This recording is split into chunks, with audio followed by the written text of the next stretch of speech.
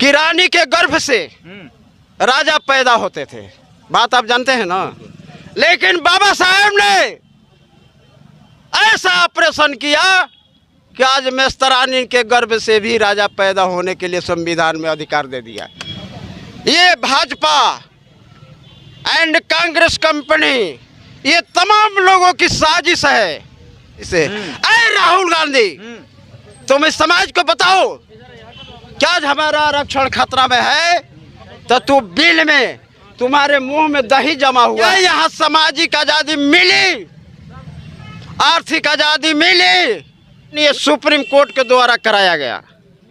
इसलिए कराया गया कि इस देश के प्रधानमंत्री बहुत बड़ा चालाक हैं कि ये दाग हम पर न लगे। बाबा साहेब ने छुआछूत, अस्पृश्यता, असमानता को ध्यान में रखते हुए पूरे समाज को आरक्षण दिया था। आरक्षण दिया, उस आरक्षण के मूल भावनाओं को माननीय सुप्रीम कोर्ट ने अनदेखी।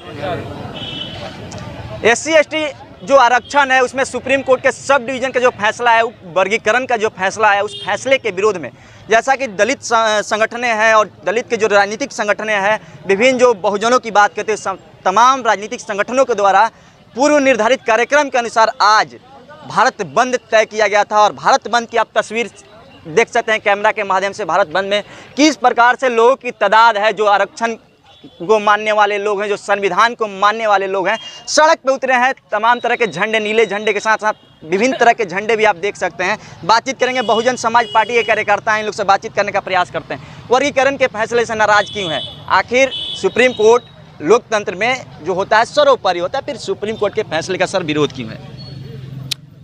पहले जो आपने सवाल किया और सवाल लेने के लिए आए, आप पत्रकार बंधु हैं, आपको हृदय के गहराई से आदर और सम्मान समर्पित करता हूं। सुप्रीम कोर्ट 1 अगस्त 2024 को जो आदेश निर्गत किया, उस आदेश से पूरा SC/ST से इस देश के दबे कुचले समाज को बहुत आघात पहुंचा है। आप सवाल करेंगे कि क्यों आघात पहुंचा है? क्यों आघात पहुंचा है? भारतीय संविधान निर्माता बाबा साहेब ने आरक्षण दिया, उस आरक्षण के मूल भावनाओं को माननीय सुप्रीम कोर्ट ने अनदेखी किया है। उसमें क्या किया है कि क्रीमी लेयर, वर्गीकरण, इसलिए हमारे समाज में फूट होगा। पत्रकार बंधु जी, आप मेरी बात को पूरा चला दीजिए। सुप्रीम कोर्ट तोड़ना चाहती है दलितों को, SC/ST को तोड़ना चाहती है सुप्रीम कोर्ट। देखिए, ये कानून तो लोकसभा में बनना चाहिए, लेकिन दुर्भाग्य है इस देश की व्यवस्था कि सुप्रीम लोकसभा में ना इस काम को करके माननीय सुप्रीम कोर्ट के द्वारा कराया गया। इसलिए कराया गया कि इस देश के प्रधानमंत्री बहुत बड़ा चालाक हैं कि ये दाग हम पर न लगे। अरे मोदी जी तो वादा भी कर दिए हैं कि लागू नहीं करेंगे इस कानून को। लागू नहीं करे, बस असली प्रश्न रउरा पूछनी पत्रकार बंधु। नरेंद्र मोदी साहब, आप कहते हैं कि धन है परम पूज्य बाबा साहेब, आपके चलते इस देश के मतलब मैंने हम शीर्षस्थ पद को प्राप्त किया। लेकिन सवाल बहुजन समाज पूछ रहा है कि नरेंद्र मोदी साहब, सुप्रीम कोर्ट बाबा साहेब ने जो अधिकार दिया, उस अधिकार को बुरी तरह से अनदेखी की है। ये मैं नहीं कहता हूँ, ये पूरे देश के SC/ST समाज बुद्धिजीवी और विद्वान की मन में यह शंका है कि फूट डालो, शासन करो। ये कहा जा रहा है, कुछ लोग कह रहे हैं कि आरक्षण को समाप्त करने की पहली श्रेणी मानी जा रही है, इससे कि ये पहली श्रेणी है। धीरे धीरे ऐसे करके आरक्षण को पूर्ण रूप से समाप्त कर दिया। ये बिल्कुल आपने सत्य प्रश्न पूछा। ये भाजपा एंड कांग्रेस कंपनी, ये तमाम लोगों की साजिश है कि धीरे धीरे भारतीय संविधान में जो बाबा साहेब ने SC/ST समाज ओबीसी समाज के लिए आरक्षण दिया है, इस तरह से निष्प्रभावी कर दिया जाए कि ताकि ये समाज जिंदा रहते हुए मृत घोषित हो जाए, जिंदा रहते हैं मृत घोषित हो जाए। कैसे? अरे ये क्या है, बाबा साहेब ने कोई आर्थिक आधार पर आरक्षण नहीं दिया था, आपको पता होना चाहिए। आप राष्ट्र के चौथा स्तंभ है, पढ़िए। बाबा साहेब ने छुआछूत, अस्पृश्यता, असमानता को ध्यान में रखते हुए पूरे समाज को आरक्षण दिया था कि ये आरक्षण से आगे बढ़ेंगे। और इसका परिणाम सामने भी आया कि बहुत से लोग आगे बढ़े। यदि आरक्षण नहीं मिला होता, अब बाबा साहेब ने अधिकार नहीं दिए होते, तो आपके सामने इतना शेर निहन गर्जना नहीं कर पाते। ये बाबा साहेब की देन हो भैया, ये आवाज हाँ बाबा साहब का देन, बिल्कुल बाबा साहेब के। 15 अगस्त 1947 को देश आजाद हुआ। पत्रकार बंधु है, आप इस बात को पूरे देश में फैलाइए कि क्या यहाँ सामाजिक आजादी मिली, आर्थिक आजादी मिली? नहीं, सिर्फ एक ही आजादी मिला है, वो राजनीतिक आजादी है। लेकिन मैं आपके बाइट के माध्यम से कहना चाहता हूँ कि मेरे देश के बहुजन समाज के नौजवानों, बुद्धिजीवियों, नौकरी पैसा करने वालों, थोड़ा बाबा साहेब के याद कर लो कि बाबा साहेब ने तुमको अधिकार देने के लिए 4-4 बच्चे को कुर्बानी दिया था। उस कुर्बानी की याद करो। ये नरेंद्र मोदी साहब उस कुर्बानी की याद नहीं करेंगे।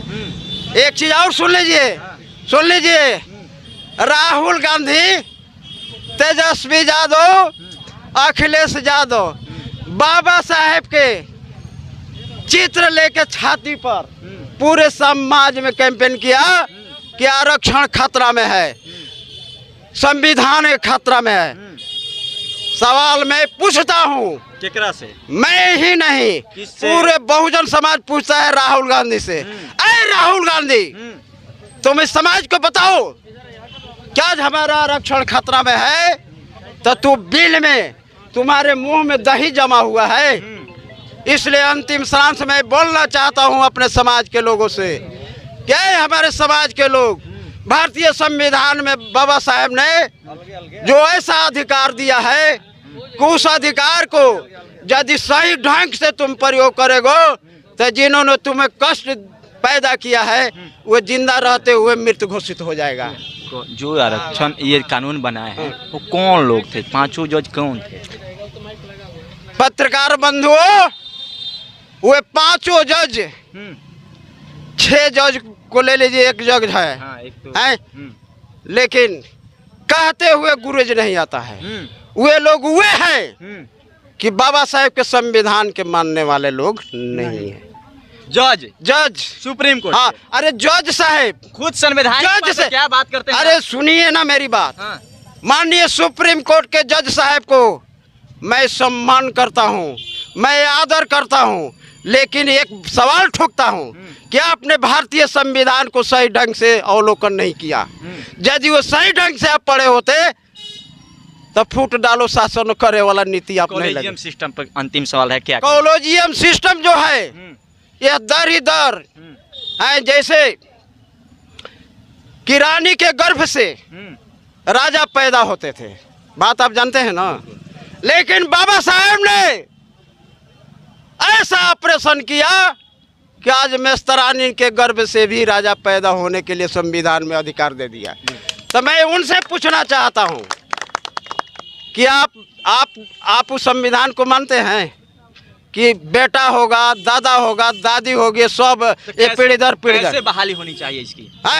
इसको आरक्षण की व्यवस्था होनी चाहिए, उसमें आरक्षण की व्यवस्था होनी चाहिए, 100% आरक्षण की व्यवस्था होनी चाहिए, जिसकी जितनी संख्या भारी उतना मिले हिस्सेदारी। आपकी पार्टी आगे कहां तक जाएगी? कानून वापस नहीं होता, बहुजन समाज पार्टी कहां तक जाएगी? देखिए, बहुजन समाज पार्टी तथागत भगवान बुद्ध, संविधान निर्माता बाबा साहेब, छत्रपति साहू जी महाराज, नारायण गुरु, जगत गुरु संत रैदास जी, महात्मा ज्योतिबा फूले, ये तमाम महापुरुषों के द्वारा विचारधारा को मानने वाली पार्टी। हम लोग संवैधानिक तरीका से किसी तोड़ फोड़ नहीं करेंगे, किसी समाज को अहित नहीं करेंगे, पुलिस प्रशासन के साथ टर्चर भी नहीं करेंगे। लेकिन बाबा साहब ने पत्रकार बंधु जो अधिकार दिया है, उस अधिकार के आलोक में, उस अधिकार के परिधि में रखकर हर संघर्ष करने के लिए अग्रतर हम लोग तैयार हैं। एक सवाल पूछिए। नरेंद्र मोदी ने कहा है कि ये कानून हम लागू नहीं करेंगे, ये कानून हम नहीं लागू होने देंगे। वादा भी किया है समाज के लोगों से, जो SC ST समाज के लोग पूरे देश के, उनसे। लेकिन सरकार उनकी है, NDA की सरकार चल रही है पूरे देश में, तो 9वीं अनुसूची में आरक्षण को डालकर सुरक्षित क्यों नहीं कर रहे हैं मोदी? हाँ, तो वही आप बात कर रहे हैं। तो हम लोग अरे पत्रकार बंधु, आपको हम सादर आमंत्रित आज कर दे कि शाम को मलपुआ खिलाएंगे और तुरंत हम पटना भाग जाएं। विजेता तो वही है हमारे देश के प्रधानमंत्री महोदय। आज 70-80 वर्ष के उम्र है प्रधानमंत्री। मैं आपको गाली नहीं दूंगा, कारण कि इस देश के जनता ने आपको मत देकर राजा बनाया है, लेकिन राजा हमारे लिए नहीं है। के साथ खेल रहे हैं, दलितों के साथ खेल रहे हैं। आप कहते हैं कि तुरंत मतलब इसको रद्द कर देंगे, तो धन है, इस बात को हम साधुवाद देंगे कि 5 दिन के अंदर में विधेयक लाइए, निरस्त करते हो 9वीं सूची में डाल दीजिए, झंझटे खत्म। चलिए, देखिए बातचीत हुई थी। बहुजन समाज के लोग थे, सड़क पे उतरे हुए थे। भारत बंद का आह्वान जो था, उसे निर्धारित कार्यक्रम के अनुसार आज भारत बंद था। लोग सड़क पे आ गए थे, SC ST समाज के लोग, तमाम सामाजिक संगठन के लोग, तमाम राजनीतिक संगठन के लोग जो बात करते हैं, SC ST की बात करते हैं, जो OBC की बात करते हैं, जो आरक्षण की बात करते हैं, जो संविधान की बात करते हैं, तमाम लोग सड़क पर उतरे अपने पर झंडे लेकर, और आरक्षण की लड़ाई में आगे तक जाने की इन्होंने बात की। बातचीत हो रही थी बहुजन समाज पार्टी के कार्यकर्ताओं से, नेताओं से। उन्होंने क्या कुछ कहा, आपने इस बात को सुना, और आगे लड़ाई किस प्रकार से लड़ी जाएगी कानून को लेकर आपने सुना। अगर आरक्षण को लेकर आपकी क्या प्रतिक्रिया कमेंट बॉक्स में लिख दीजिएगा। क्या जो सुप्रीम कोर्ट के द्वारा जो कानून लाया गया है, वो कानून पर सही है, गलत है? अपनी जो प्रतिक्रिया है कमेंट बॉक्स में आकर लिखिए। मेरा नाम नीतीश है, आप जनता हॉल टॉप पर सुमित लाइव नहीं देख रहे हैं। बहुत बहुत धन्यवाद।